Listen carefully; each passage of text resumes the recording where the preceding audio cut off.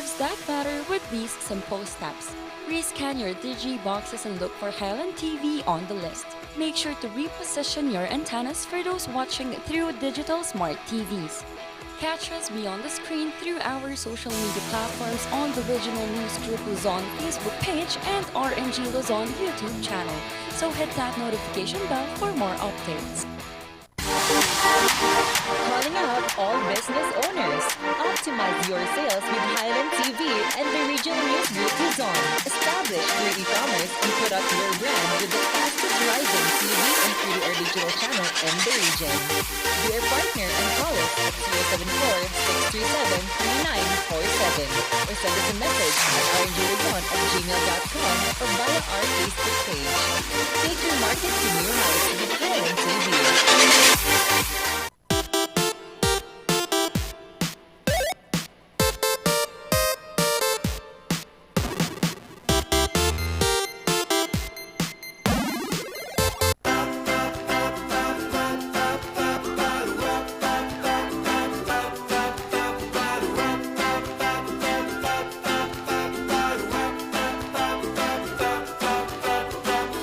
It's a throwback Thursday, mga morning barkada. So remember the good memories you have and continue making good memories pa rin. Kaya kahit ano pa yung napagdaanan natin, there's always a lesson na kasama nito, di ba? Kaya makakasama nyo pa rin ang Dynamic Trio, pangbungan ng inyong agahan. Isabay nyo na kami kasama ang nag-iisang raketera at madiskarteng Mamshi Sheki.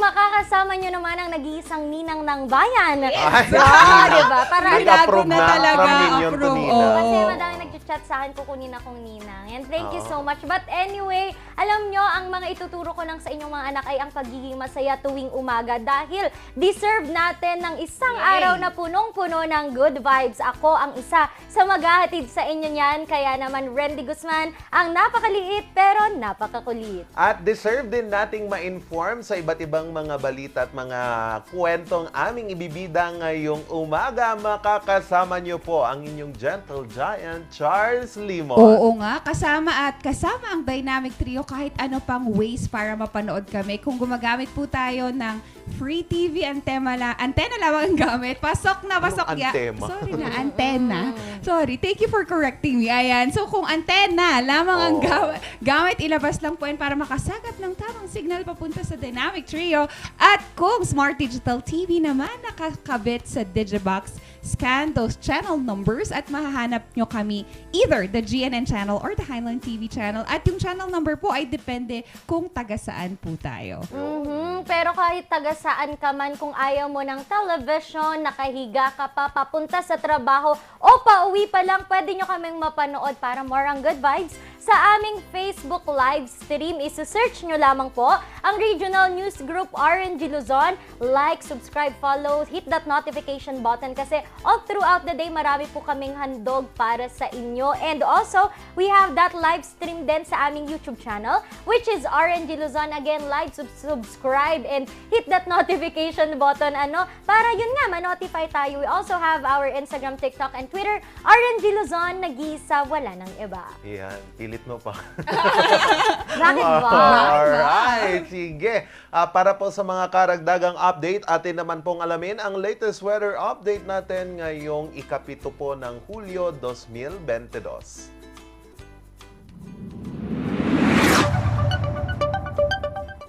Sa ating weather update ngayong umaga po, tuloy-tuloy na makakaranas po ang Northern Luzon ng magandang panahon ngayon, lalong-lalo na po dito sa Region 1 and dito po sa Region 3, dito sa parte po ng Pangasinan tuloy. Pilit mo pa.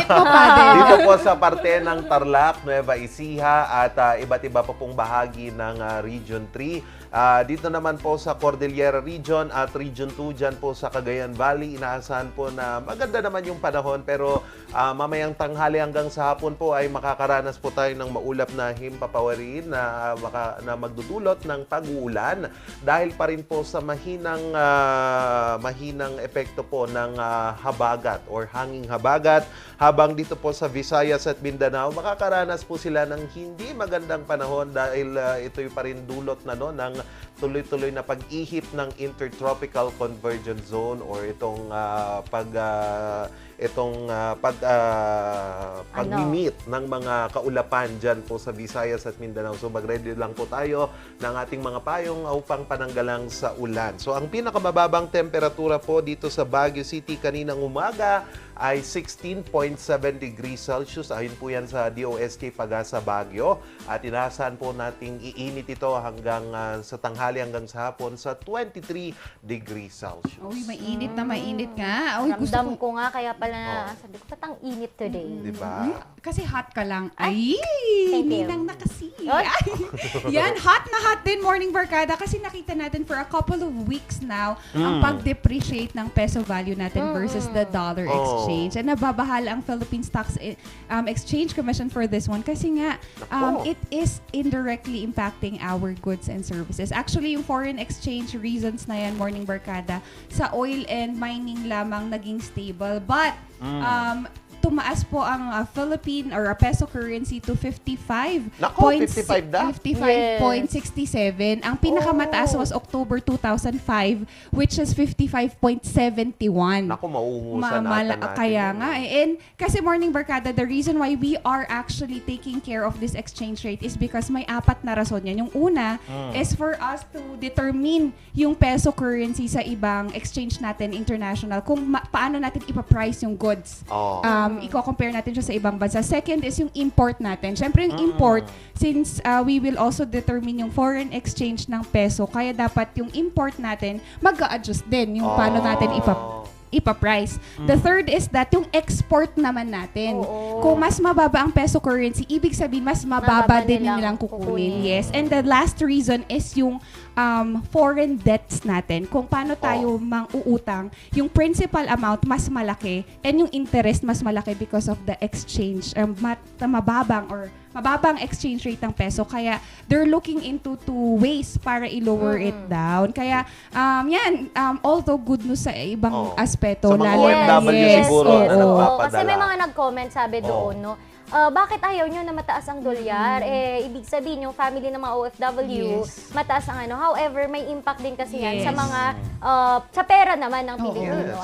Yes. Kaya iniingatan nila yan. Kaya tayo din, Morning Barkada, wag tayong magreklamo minsan kasi nga indirectly na nag-i-impact din yan sa ating mga bilihin dito sa Pilipinas. Pati din po ang fare nga, yan yung isa sa and oil pricing. Kaya for the meantime, let's just hope na hindi pa rin siya mag-depreciate for a couple of weeks na darating pa. And let's always be positive. Yes. Just live your life. Kung kailangan magtipid. Pero wag din namang kawawain ang ating mga sarili. At magtrabaho ng magtrabaho, mga Oo naman. Yan, magtrabaho at magtrabaho. At speaking of nagtrabaho, nako, tuloy-tuloy po ang sa pag-upo po ni Vice President-elect na si Sara Duterte. Meron po siyang mga programa para sa mga ating mga kababayan. Ito po nga po ay pagbibigay ng iba't ibang mga serbisyo para sa ating mga kababayan sa pamamagitan ng mga satellite offices. Ito yung kabilang po sa burial at medical assistance na ibibigay po ng Office of the Vice President. So ayon po sa statement ni Reynold Munsayak, siya po ang lawyer at spokesperson ni Vice President Sara Duterte, sinabi po niya na itong mga satellite offices na ito, including the one located here, offered medical and burial assistance that can be availed through partner hospitals or direct walk-in applications. Para po makakuha ng mga medical at burial assistance, sinabi po na ni Munsayak na yung mga applicants po ay dapat makumpleto ang mga requirements na hinihingi po nila para po sa para sa application forms sa kanilang mga opisina. Sinabi po ni Munsayak na itong mga Office of the Vice President satellite offices will not be limited to remote areas as Vice President Sara Duterte plans to open more to reach more Filipinos throughout the country. Yan. So kapag namatayan ka or manghingi ka ng medical assistance, meron naman. Pero I think madami tayong pwedeng sa ating mga kababayan, madami pang pwedeng i-avail kasi meron din yung mga malasakit center na itinayo ni Senator Bongo, and then yung mga burial assistance din, meron ding binibigay ibibigay ang mga LGU pala. Meron. Oo, kasi nagugulat yung ibang mga tao. Meron pala pwedeng i-avail from the LGU. Bakit hindi namin alam? Yun. Oo. Siguro, ang pinaka-importansya ng satellite office is to make even sa lahat and yung proper avenue po ng Yes. pagbibigay ng impormasyon. Kasi katulad yun nung sinabi mo, some of us are not really, Oo. hindi natin alam that this even exists. And sana, talagang tong satellite office, siguro ang take ko dyan is, they legitimize yung mga taong nagtatrabaho dyan. Kasi baka yung iba nagpapanggap lang. Yes, Oo, and we yun have- yung mahirap. Yun Oo. nga, diba? Actually, we have one in Dagupan. Oh, wow. Diba? Talaga? Yun ang dito sa medyo north. Meron tayong satellite office dyan sa That's Dagupan. good. Uy, maganda yun, diba? Anyway naman po, sa July 15 po ay ipagdidiwang ulit ng Cordillera ang Cordillera Day kasi nga naman, noong July 15, 1987, pinirmahan po ni Pangulong Corazon Aquino Yes. ang ang pagbuo. ang Executive Order number 220, ang pagbuo po ng Cordillera Region. Yes, Yan. yes, Oo, yes. Together with the provinces of Abra, Benguet, Mountain Province, Baguio City, Ifugao, Kalinga, and Apayao. Kaya naman, napakaganda na atin pa rin ginugunita ang ating araw para sa mga Cordilleran. And alam nyo ba, ang ating mga Cordilleran students before ay kunyari galing sila sa ibang mga lugar. Ito mga taga from Benguet, Kalinga. Ifugao, Bontoc, Apayao, Kalinga, tinawag na BIBAC. BIBAC, Kaya yes. nagkaroon ng BIBAC before pala. Yes. Ay dahil yung mga students from these provinces or yun nga mga provinces na ito ay nag-aaral kasi sa Benguet and Baguio. However, mahirap University belt kasi dito kailangan eh. nila ng alam niyo yun, mag-upa ng bahay. Kaya naman po noong 1955 ay nag-propose po ang itong mga kasama dito sa BIBAC na ito nang humihingi sila ng lot kay dating Presidente Ramon Magsaysay. Yes, And yes. nagre-request sila na kung pwede daw ba ay mabigyan ng budget and lot para po sa mga students na to. And yan po ay nabigyan sila ng official na certificate po o titulo, parang gano'n ang tawag before, no? Noong 1961 and Finally. and hanggang yun nga nagamit ng ang napakaraming mga students ang nakagamit nito. Oo. Kaya lang nung medyo nung 2017 pinaalis kasi nga May mga itong informal settlers. may mga informal settlers ang nangyayari, nagbi-business sila doon, hindi na sila nakakapagbayad ng parang tax kasi nga 'di ba parang yun lot na. For yan. Oo. And yan nga po ang isa ngayon sa mainit na usapin. yun nga Oo, ba. kasi pinatutsadahan po ni Mayor Magalong ang isa sa ating konsehala dito sa Baguio City dahil sa kanyang appreciation dito sa BIBAC. And para sagutin yan, mamaya po makakasama natin si Councilor Mylene Yaran. Wow naman. And actually, hindi lang kasi siya for housing and sa education nila. For cultural performances din. Kasi ang BIBAC, meron silang cultural group that performs, that represents the culture of the Cordillera. And outside, nagpo-perform po sila para malaman nila na these dances are not just one generic dances, pero sino-showcase nila ang creativity ng mga nasa BIBAC. Kaya malaking platform ito. And sana hindi natin to makalimutan. Yes. Kaya gusto nating marinig yung interview mamaya. Yes. Okay, sige, mamaya naman po makakasama nyo ang ating alamin. Sino pa ba ang mga hindi nagpa-register noong nagdaang eleksyon? Nako, sa Sabado po, meron pong ibibigay na special registration Naku, ng ano ba COMELEC kaya yan? para po sa ating mga LGBTQ na mga kababayan. And para malaman po yan, ating aalamin yan na mamaya. Pero ngayon muna, since maganda ang ating agrikultura and medyo malaki yung ating appreciation ngayon Yes. sa agriculture. Prioritizing. Oo. Sa US, tingnan nyo, gumagamit sila ng drone para po makatulong sa pag-improve Wow. ng kanilang agrikultura. Upang malaman po yan, ating panoorin ito pong hatid na balita ng Voice of America.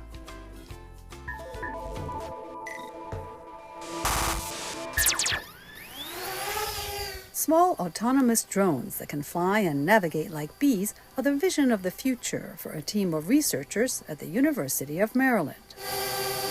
They are very small flying mechanisms that are equipped with cameras, sensors, and computer, and they are able to perceive the world, think about it, make decisions, and act accordingly. Yeah, I think we should make the drone a little bit smaller. Soon, these self-navigating drones will be able to help pollinate flowers or work in environments that are dangerous for humans. When this technology reaches the market, it will be very useful for dealing with search and rescue operations in terms of earthquakes, with inspections of bridges, with agriculture. The drones are not controlled by a human with a joystick, but instead they use computer vision to see obstacles in their path and artificial intelligence to determine the best way around or through them.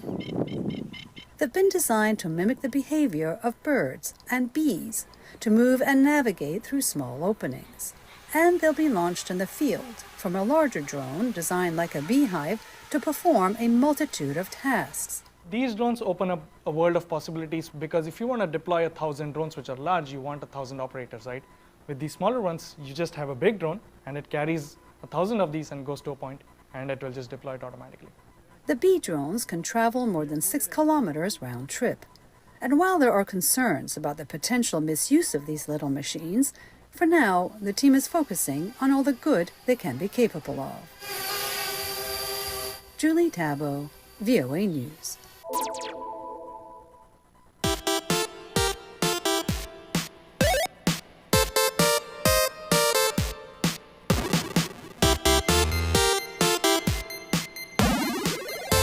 Mazar Music offers a complete line of musical instruments.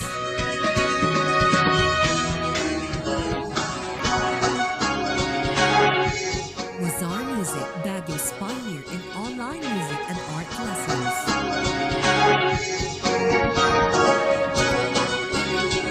Mazar Music, bringing music closer to your hearts.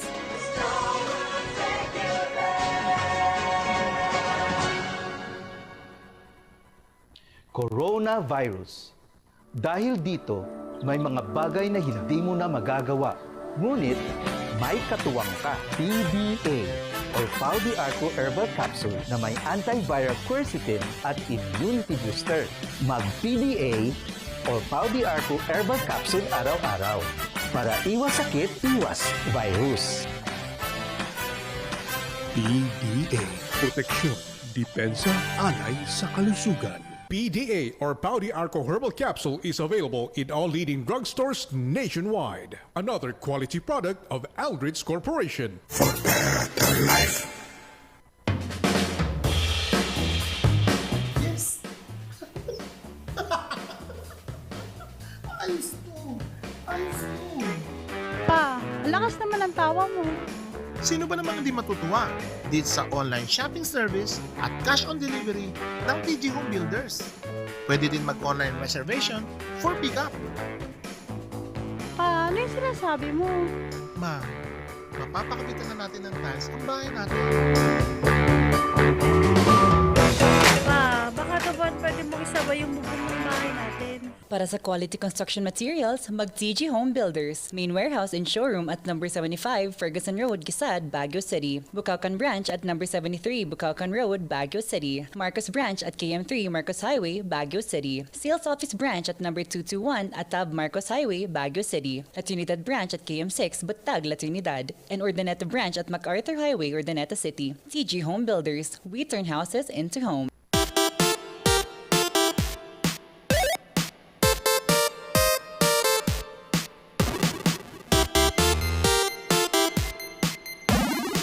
At nagbabalik po ang Morning Balitaktakan. Kanina nga po, napatutsadahan ko na po kung gaano kalaki ang impact nitong BBAC dormitory sa mga Cordillera nating estudyante way back 1960s hanggang nung tinirhan na ito ng ating mga illegal settlers. And ang dami ang naka-appreciate nito, ang dami po na natulungan hanggang ngayon ay kanila pa rin pong binabalik-balikan kung gaano kalaking parte ito ng kanilang buhay. At isa nga po sa mga naka-appreciate nitong dating BBAC dormitory ang ating konsehala na si Ma'am Maylene Yaranon. And alam nyo ba na nag-post siya sa kanyang Facebook page ng appreciation nito. Tingnan po natin ang kanyang post.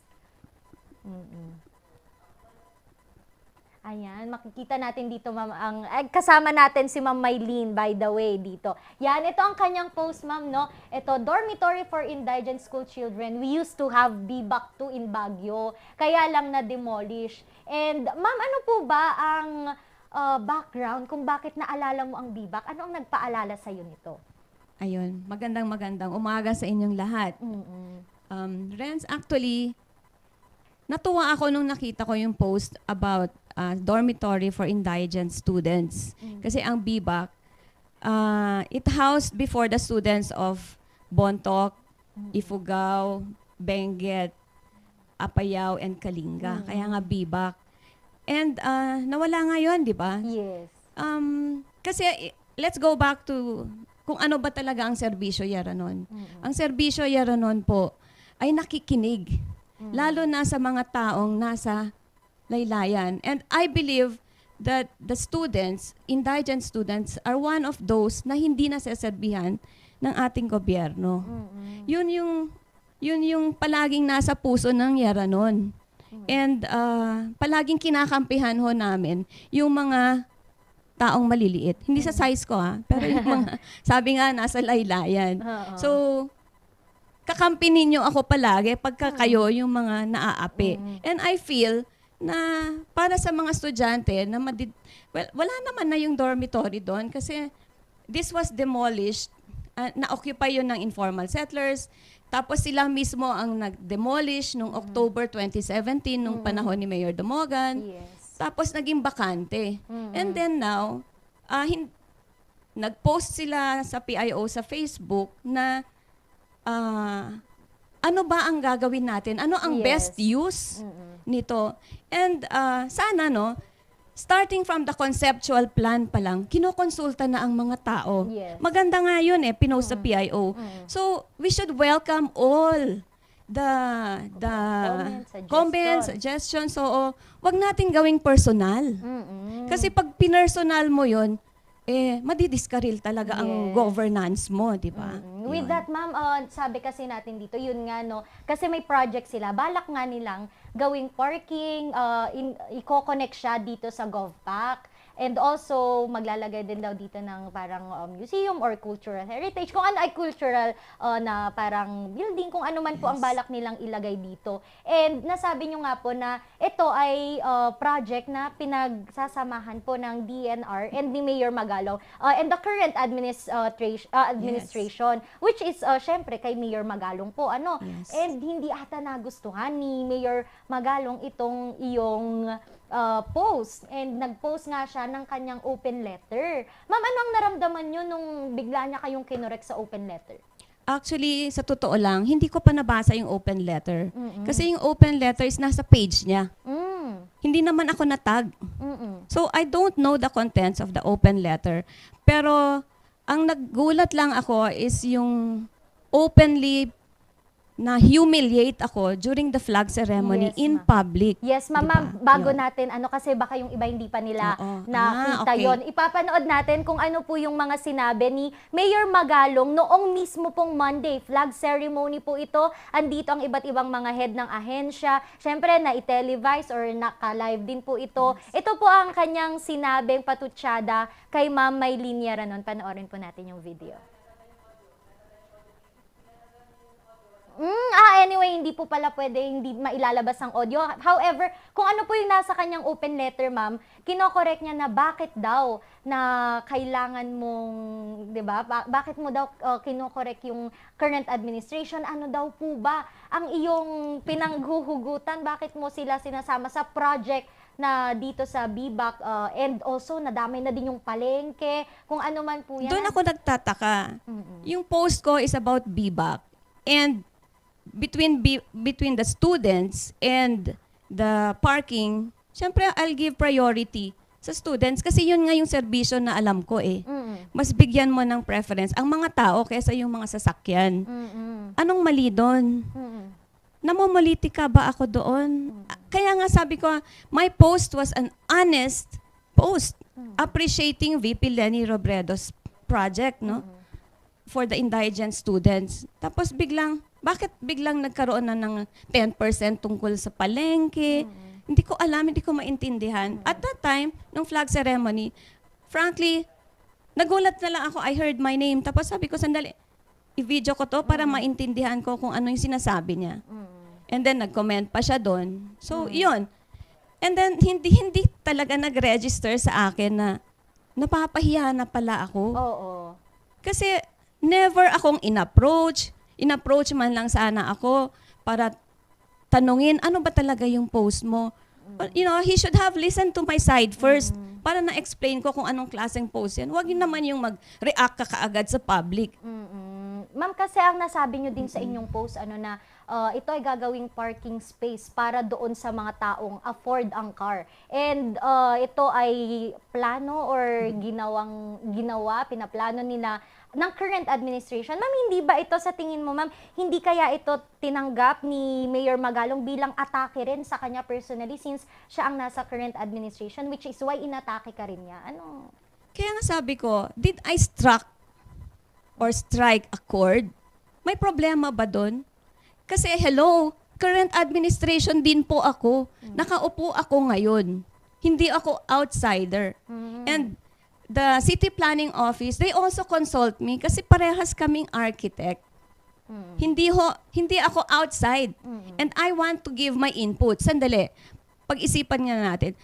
Actually, Baguio City is a creative city. The BBAC was one of the creative hubs that we identified. Gusto natin yung BBAC, aside from it being a dormitory, gusto natin doon din ang cultural education. Kasi ang kulang natin yung continuity of our weaving, yung i-impart na ng mga elders natin sa younger ones. 'Di ba? Nawawala na yung ating folk art. Yun ang magandang venue sana. So, siguro masyado lang mabilis kasi yung pag-iisip ko na yung post ko kulang. Siguro yun ang kasalanan ko, aminin ko. Sabi ko, it was demolished. It was not demolished by this administration. It was demolished by the informal settlers themselves. Nung 2017, wala naman dyan nagsabi na it was demolished now. Diba? Ma'am, yung nasabi mo kanina na nakapag-strike ka ba ng chord, what do you mean, ma'am? Ang ibig mo bang sabihin doon na tingin mo ba ay mali talaga yung kanilang plano kaya sila nasasaktan? Ayun ang hindi ko alam. Kaya hanggang ngayon, it's still a big question. And I've been sharing my post to other people and I said, talaga bang may problema yung post ko? Ang sabi naman ng asawa ko mismo, sabi niya, you be careful with your post. Sabi ko, tignan mong mabuti. Yung mga people on my side, knowing yung serbisyo ng Yaranon, they understand. You are just siding with the students over this parking. Yung sino bang may-ari ng mga kotse? Di ba mga mayayaman? Ma'am, yung nasabi mo, approved by the council. Yes. All plans should be approved by the council. Kaya sabi ko, ang good governance, you should accept suggestions. You should listen to people. You should, walang personalan, trabaho lang dapat to. Ma'am, nung pinag-usapan ba ito sa council, itong plano na ito, ano po ang naging, syempre hindi pa naman namin alam kung anong usapan ninyo doon, no? Isa ka po ba sa mga kumontra or nag-give in ka din po dahil kung ano, pinag-usapan ito sa City Council dahil humihingi si Mayor Magalong ng parang approval to enter into a MOA with DENR. And we called the architect Donna Tabangin to shed light. Palagi naman ganon sa City Council. And nalaman nga namin na, ay kasama pala ang BBAC. Pero nagkakaroon pa ng problema ngayon. Kasi nga, nung kay Secretary Simatu, in-approve niya yan. Pero syempre, ibang administration na ngayon. Yun ba yung chord na na-strike ko? I don't know. Okay, ma'am, lipat naman tayo, ma'am, kasi isa sa pinatutsadahan din sa'yo, itong public market, yung ating pagpapaganda, pagsasaayos. And ang sabi, ang mga arkitekto mo daw na kinuha, humihingi ng 10% doon sa magiging budget ng palengke. Ang sabi niya nga doon, paano kung billions, parang ang sinabi, 400 billion ba or 200 billion, di magiging parang ang ibibigay ay 40 billion or 20 million, yun po, no? With that po, ma'am, bilang isa po kayong arkitekto, madami po kasi kaming nakita na nasaktan sila, mga architects, mga professionals na bakit minamaliit daw bang pagiging arkitekto? Ano po ba ang deserve, hindi naman deserve, ano po sa pagiging arkitekto po pag may project? Ano po ba ang hatian or pagbabayad po? Paano po? At the standard fee of an architect is 10%. Totoo yan. But, depende rin sa cost. Pag umabot na ng 1 billion, ang standard fee na lang ng architectural design and engineering fees is only 45 million. Nandun yun. Meron yun sa batas. 45 million. Hindi ho aabot ng 100 million. Now, pag beyond 1 billion, magdadagdag ka ng 25 million. Kaya, aabot lang yan ng mga 65 million. And that comprises, yun, fees ng engineers, marami tayong engineers involved dyan, fees ng mga iba-ibang conceptual design, design preparation, yung mga ganon, hanggang final design and pati na rin supervision. So kung gaano katagal yan, yun din yung sweldo, kasama na doon. Ang natapos lang po is conceptual design. And conceptual design only comprises 5% of the architectural fee. Saan po ninyo nakuha yung 10%? So, ibig sabihin, ma'am, kasi sinabi din ni Engineer Bonifacio ng City Admin na wala pa nga naman talagang final na usapan. Yes, wala Ngayon, saan nanggagaling yung 10% na sinasabi ni Mayor? However, ma'am, sinabi kasi niya doon na mga arkitekto mo. Paano mo, ma'am, ikaw po bang may hawak ng mga architects na to? Ikaw bang nagpakilala? Ikaw bang may hawak ng market development? Ano po, ma'am? Well, nung nag-umpisa si Mayor Magalong ng 2019, ang unang-una niyang sinabi na hiningi ng tulong sa atin ay gawin natin yung plano ng Burnham Park Rehabilitation and the rehabilitation of the Baguio Public Market. Siyempre, gustong-gusto ko yun. Yes. Tapos sabi ko, Mayor, anong time frame ko? 2 months. Sabi niya, hindi ko kaya mag-isa yon. So what did we do? We got technical working group. And mind you, Donna Tabangin is one of the technical working group that we had. And also the young architects with Donna, they used to work with Sibao. So sila rin kasama doon. And yung naghanap ako ng gagawa ng mabilisan na presentation. So we got an architect na kagagaling lang niya ng Abu Dhabi, and he had all these softwares na kayang-kaya niyang gawin. So pinagawa natin sa kanya. And syempre, nag-submit din ng feasibility study. And part of the feasibility study are the professional fees. Pero hindi ho siya naniningil. Pero again, may mali eh. Alam mo ang mali. Hindi kasi dumaan sa tamang proseso. Kasi hiningi na yon kaagad ni Mayor eh. Dapat, i-bid out yan. Hindi ho na i-bid. Pero kasi conceptual plan lang po ang natapos. Yes, ma'am. And this conceptual plan was the one presented to SM. It went through the proper process of public consultation. Tinanggap po ng mga taga-market yan. Tinanggap ng tao with the different sectors. And it was presented, me and Mayor and the architect in charge, we all went to Manila to present it to finance, to yung mga magfa-finance sana. We talked to Pure Gold, we talked to SM. Nag-iwan din kami ng mga plano sa kanila. Yes, ma'am. Yes. Ma'am, with that po, tingin mo po ba personal kang inattack? Kasi dito sa ating mga comment section, sinasabi nila na as a city mayor, why attack your councilor na flag ceremony? Do you feel bullied, ma'am? Parang Yes. napaka-unprofessional po ba nung ganong way? Anong masasabi niyo po sa ganitong way ni Mayor? I was bullied and I was harassed and I was humiliated in front of the people sa City Hall. And it was also in the media. So, unbecoming of a public servant to humiliate a councilor. Masakit po. Masakit sa akin. And masakit sa mga taong nagmamahal sa akin. Sa pamilya ko, sa mga kaibigan ko. And the people who voted for me. Masakit yun. Pero, that will not put me down. Kaya nga nag-post ka agad ako ng palaban. Palaban talaga ako eh. Ano magagawa mo? But humiliating me will not stop me. Aba, mas lalo pa akong lalakas niyan, di ba? Ganun kasi ako. Siguro, putting me down in public, I don't know your reasons, but for me, lalo akong lalakas. Ma'am, last na lang po, kung mamarapatin nyo pong sagutin, ano po ang inyong makukomento sa good governance ni Mayor Magalong sa way ngayon nung kung paano siya mamuno dito sa Baguio City, paano siya gumawa ng mga batas or makipag-usap sa mga tao, the way na he serves the people of Baguio, do you think okay siya? Well, for me, good governance. Kasi architect, no?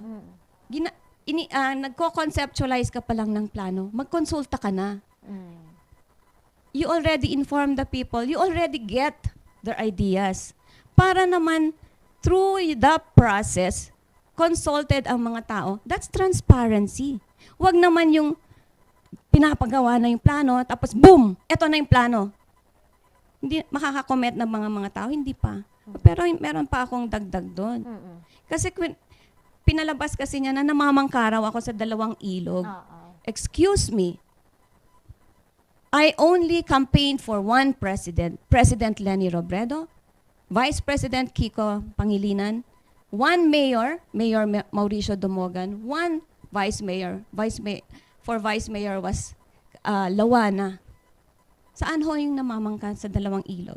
And sa Team Dumogan, I was allowed to wear my pink vest. Kakampink ako eh. And I was allowed to campaign for Leni. I never campaigned for any other president. Hindi ho ako namangka sa 2 ilog.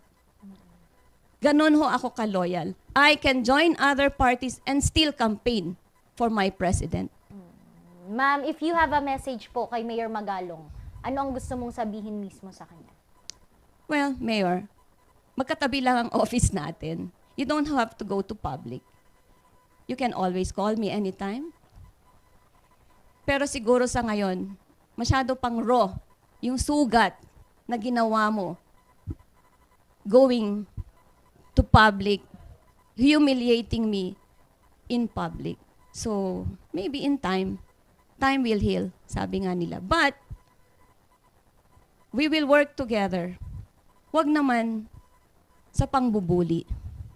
Yun lang po. Message to the people of Baguio, ma'am, sa mga sumusuporta at nagmamahal po sa atin. Sa mga tao, itutuloy ko ang laban. Itutuloy ko kung ano ang kailangan nating gawin. My heart is for the people. I will listen to you with the heart. Maraming salamat po. Ma'am Mylene, thank you so much po sa pagpapaunlak po na ma-share sa ating mga kabalitaktakan ang inyo din pong side of the story. And we hope po na you stay strong po whatever that is. And para ma-serve nyo po ang mga tao dito sa Baguio City. Thank you so much po, Ma'am Mylene. And nakasama po natin, sinagot po ni Ma'am Mylene ang mga katanungan natin. No? And naibigay niya ang kanyang side. Kung may mga katanungan kayo, mag-visit kayo sa office ni Ma'am Mylene. No, ma'am? Kung kailangan nyo ng mga kausap, pwede kayo kay Ma'am Mylene. With that, ma'am, thank you again po. And mamaya po, makakasama naman natin ang bisita ni Charles na i-introduce din sa atin itong special election for the LGBT community. Tutok lang, huwag kayong aalis. Magbabalik ang Morning Balitaktakan.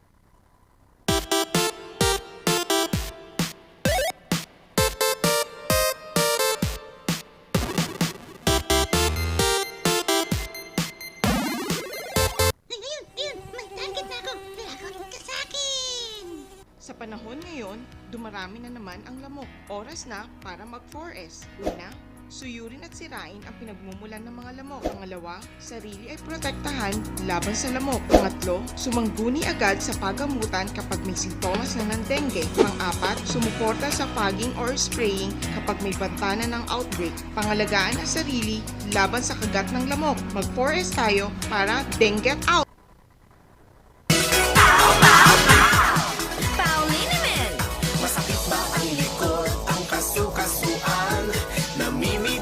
Masakit ang iyong kalamnan. May rayuma, arthritis o nahihiya.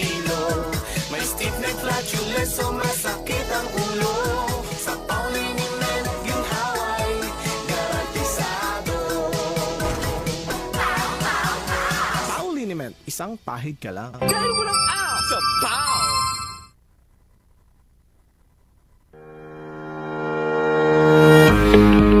The Baguio Country Club, the first and only 5-star mountain resort in the Philippines, is fully equipped and ready to welcome you back. The club has thoroughly worked on adapting to the new normal. The usage of any of the facilities and amenities of the club is governed with specific rules, regulations, and procedures in accordance to the medical, physical distancing, and disinfecting protocols. And as you return back here to your second home and make new memories with us, we assure you that at the Baguio Country Club, you do not have to worry because we can assure you that the club continuously puts great importance to the health, safety, and wellness of its members, guests, and employees. Recount the narratives that matter with these simple steps. Rescan your Digi boxes and look for Highland TV on the list. Make sure to reposition your antennas for those watching through digital smart TVs. Catch us beyond the screen through our social media platforms on the Regional News Group Luzon Facebook page and RNG Luzon YouTube channel. So hit that notification bell for more updates. Tag-ulan na naman. Marami na naman akong bibiktimahin. Tag-ulan na naman, pinapaalala ng Department of Health na sundin ng 4S kontra dengue. Una, search and destroy mosquito breeding ground. Pangalawa, secure self-protection measures. Pangatlo, seek early consultation. At higit sa lahat, support fogging to prevent impending outbreaks. Ugaliing sundin ng 4S ng DOH dahil stay safe at home ka na, then get out ka pa! Gusto mo bang maging updated sa balita at mapasaya ang inyong araw? I-scan ang inyong mga Digibox at hanapin ang Highland TV. Ang aming channel nakadepende sa inyong lokasyon. Para naman sa mga gumagamit ng free TV o digital smart TV, posisyon ang inyong antena sa labas ng bahay at hanapin ang Channel 44. Pwede rin kaming subaybayan live sa Regional News Group Luzon Facebook page at RNG Luzon YouTube channel. Araw-araw tumutok para sa mga balita, latest updates at kulitan tuwing umaga.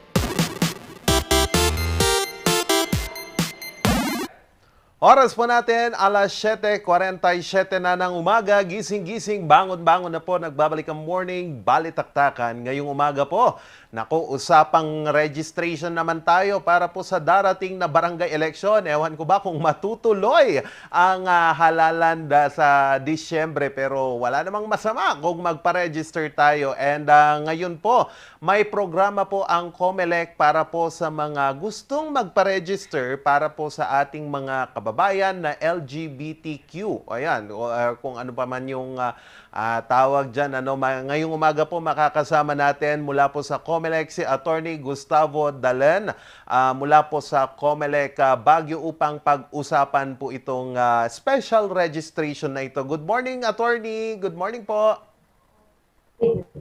Yes, good morning po. Good morning sa ating lahat dito na nanonood ngayon sa PNG Luzon. Ayan, sir. Good morning po. Ayan po. Sir, una pong katanungan, malaman lang po namin ito pong registration na bubuksan natin sa darating na Sabado o kung saan interesado po yung ilan nating mga kababayan. Pero gender sensitive, medyo gender sensitive ata po itong special registration na po natin ito. Can you talk about more of this, sir? Yes, we'll be having a special registration for the LGBT community members. We will give them the opportunity to register with na merong privileges na at least hindi sila mahirapan. We'll give them the express lane, kumbaga, for them to register with us. This doesn't mean, however, na LGBT lang yung mga LGBT friends natin lang pwede mag-register. It's still open for everybody. Yun lang, may special treatment ang ating mga friends from the LGBTQ. Okay. So pwede pa rin po na magpa-register yung ating mga kababayan depende sa kanilang gender dito po sa kanilang orientation, sir. Regardless, sir, the office is open for everyone from ages 15 and above to register. This activity, among others, no, not only this activity for the LGBTQ community, but there are other activities that we will be holding, like for example, for the senior citizens, during this period from July until July 23. Yun lang po. Okay po, sir. So, sir, last election kasi, sir, matanong lang namin, ilan po ba yung nagpa-register sa inyo and ilan po yung target siguro natin for this coming registration or for this coming election na din dito sa barangay. Hindi pa sigurado kung matutuloy or hindi, pero pinag-iisipan pa po. Pero nevertheless, kumusta po yung registration numbers natin for the past election na national and local, and ngayon po, ilan po yung target natin ngayon na maparehistro dito po sa Baguio City po? For every every 3 months kasi before ERB hearing, meaning we will approve these applications. Usually, ang target is 10,000 with the given number of period, no? But for this time, kasi it's only 20 days ang registration natin, hopefully at least maka 3,000 to 5,000 registrants sana ang ma-avail natin for this election. Okay po, sir. So far, sa last month, until now, ang average natin is 170 per day. 170. So hopefully, tataas yan. Average nito. Ayun, sige. Sir, matanong lang namin, kasi marami yung nagtatanong noong kasagsagan ng eleksyon kung kailan doon yung halalan, doon sila nagpupunta sa COMELEC, magpapacheck. Bakit, sir, hindi naman po ako nakalista dito? Bakit, sir, deactivated na po ako? Hindi na po ba ako aktibong boboto? Paano po ito, sir? And ang pag-miss po ba sa barangay election ay counted po as one of the, itong binibilang natin bago maging deactivated, ang isang botante sa kanyang pagboto po sa darating siguro na Disyembre, sir? Yes, the barangay election is considered a regular election. So, unfortunately kasi kung hindi nakavote yung botante ng consecutive regular elections, yung pangalan niya po activate sa list. So we urge everyone na if they already knew na 2 beses na silang nag-vote, punta na po sila dito sa opisina para ma-reactivate ang kanilang mga records. Meron din yung mga iba na nag-register sa ibang province outside of Baguio. Minsan nakakalimutan nilang nag-register na pala sila doon. Ang mangyayari kasi is kung nag-register sila sa ibang place here in Baguio City, we will deactivate their name. So yung mga cases na ganoon, kaya during the past election, hinahanap nila yung pangalan nila. Eh wala na po sa listahan. So it just takes 2 regular na halalan para kung na-miss mo yung 2 halalan na yon, meaning to say deactivated ka na. Yes, sir. Yes, sir. Ganon yung policy natin, policy ng COMELEC regarding the activation of voters who did not vote for 2 consecutive regular election. Okay, sir. Sir, madami nagtatanong ngayon, pwede na po ba akong dumiretso magpa-register sa COMELEC for this barangay election, and kailan po ba nagsimula yung official na pagbubukas po ng COMELEC and hanggang kailan po yung registration natin dito sa ating voters registration. Baka mamaya na naman, iniisip nila pakampante. Ay, sa huling araw na lang ako kasi maraming tao, walang oras. Just to inform the public, sir, yung period natin for registration. Yes, sir. For our registration today, nag-start noong July 4 and it will end on July 23. So I am urging everybody who has not yet registered, who are not registered yet, voters, to apply for their registration now. Huwag na lang po natin hintayin yung last day, which is July 23, kasi sigurado pila na naman yan. Mahihirapan na naman po tayo mag-register. Okay, sir. Sir, pahabol ko lang yung special lane natin for LGBTQ. Is this for in celebration sa Pride Month or ano po yung background pala neto? Yeah, this it's parang opportunity to for our LGBTQ friends because aside from this, we will be having other more projects with them in the future. So it's a preliminary activity with them, and yeah, it's also a celebration for the Pride Month for this for them. COMELEC doesn't choose kasi kung sino ang pwede mag-register, so anyone actually can register. Okay, sir. Sir, final na lang po na katanungan kasi for the last May 9 election, yung registration kada araw, merong quota na 300. Ngayon, sir, meron po ba tayong quota pa rin hanggang ngayon? Kasi yung problema nila, pumila ako ng maaga tapos malalaman ko na may quota pala nasayang lang yung oras ko. Paano po ba to, sir? Meron pa rin po ba or tinanggal na po ito ng COMELEC since alert level 1 na po tayo? Actually, for now, hindi po natin i-implement yung quota na 300 since kukunti pa lang ang pumupunta for registration ngayon. But we will expect to implement that during the last week na siguro dahil ugali ng Filipino, last minute, doon lang sila pupunta at mag-register on the last few days. Doon natin siguro i-implement yung 300 quota per day. But sometimes, nag-exceed naman din yan Hindi naman actually nasusunod yung 300. Minsan nag-exceed naman yung number of inaalaw namin mag-register dito sa office. So you still allow kahit nag-exceed na po? Basta nandun we sila? still allow. We still allow pa rin naman. Okay, sir. Sige po. Sir, message to the public na lang po para sa ating mga kababayan na gustong, siguro pagod na siguro sa kanilang kapitan noong pandemya na hindi man lang sila binigyan ng bigas or kung ano man yung gusto nila. Your message po sa ating mga botante po.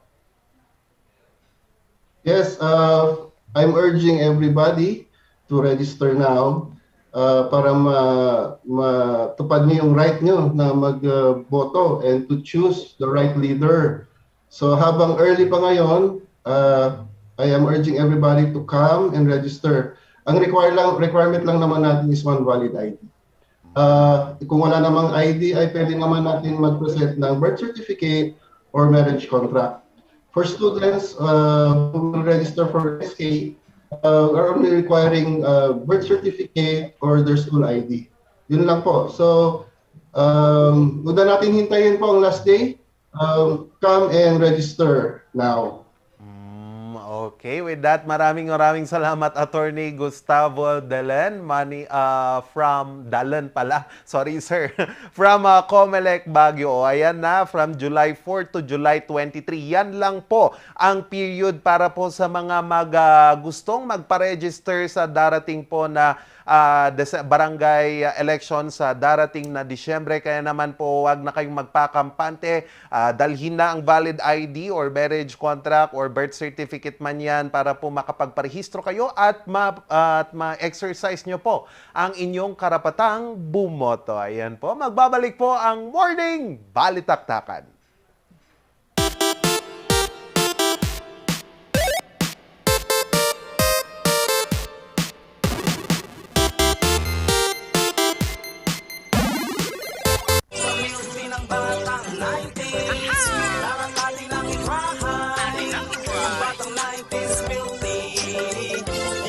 Sisi Promise, sa milky ng batang 90s. Calling out all business owners. Optimize your sales with Highland TV and the regional news group Luzon. Establish your e-commerce and put up your brand with the fastest rising TV and free-to-air digital channel in the region. Be our partner and call us at 074-637-3947 or send us a message at rngluzon@gmail.com or via our Facebook page. Take your market to new heights with Highland TV.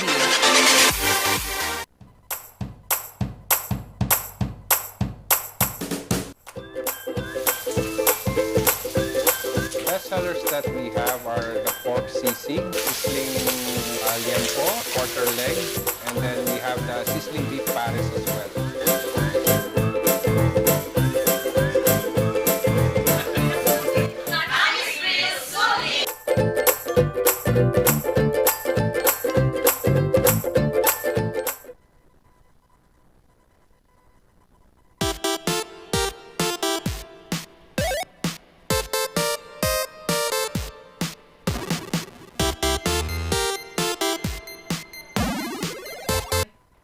Throwback Thursday! Ayos pa more. Oo, mga ka-MB. By the way po, sinubukan po namin bigyan din ng impormasyon si Mayor Magayong na magkakaroon po ng pagbibigay ng kanyang side si Ma'am Mylene Yeranon, and in-invite namin si Mayor Magalong kung sakali po na siya, gusto niya din magbigay ng kanyang panig. Kaya lang hindi pa po siya nag-reply sa amin, pero bukas po ang RNG Luzon at Highland TV kung sakali pong gusto niyang magbigay ng kanyang Oo panig. naman. We don't take sides. Sabi nga natin, we are giving you correct narratives, Morning Barkada. Kaya correct din ang ating sponsors for pagpili sa atin, starting with TG Home Builders, Baguio Country Club, and National Grid Corporation of the Philippines.